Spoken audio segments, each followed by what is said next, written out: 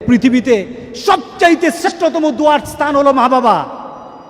ওই মা বাবা যদি হাত পাতে আরশ পর্যন্ত পৌঁছে যায়, ওই মা বাবা যদি বদদুয়া করে, পৃথিবীর সব তীর সব টার্গেট মিস হতে পারে, কিন্তু মা বাবার বদদুয়া কখনো মিস হয় না, কখনো মিস হয় না। আর সন্তান মা বাবার জন্য যখন দোয়া করে, পৃথিবীর কোনো হুজুর, পৃথিবীর কোনো বুজুর্গ ব্যক্তির দোয়া কবুলের ব্যাপারে সন্দেহ থাকতে পারে, কিন্তু সন্তান যখন মা বাবার জন্য দোয়া করে, এই দোয়া আল্লাহ ফেলে দেয় না। সুবহানাল্লাহ।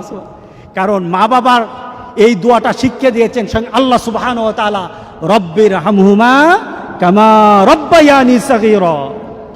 আপনি কবরে থাকবেন, আপনি প্রত্যেক নামাজে আপনার সন্তান দোয়া করবে আপনার জন্য, রব্বির হামহুমা কামা রব্বায়ানি সাগীরা। পড়েন, মা বাবার জন্য দোয়া করেন প্রতি নামাজে বলেন মা বাবার জন্য, রব্বির হামহুমা কামা রব্বায়ানি সাগীরা।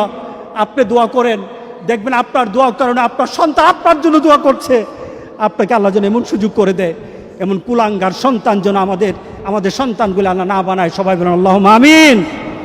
আপনার দালান, আপনার বাড়ি, আপনার সম্পদ, আপনার ব্যবসা, আপনার পৃথিবীর প্রতিপত্তি যত কিছু আছে, সব আপনি দুনিয়াতে ফেলেই চলে যেতে হবে, কিন্তু সন্তান কিন্তু আপনাকে ছেড়ে দিবে না। সন্তান আপনাকে ছেড়ে দিবে না। ভালো সন্তান রেখে যাবেন, কবরে শুয়ে শুয়ে আপনার সন্তানের দোয়া পাবেন।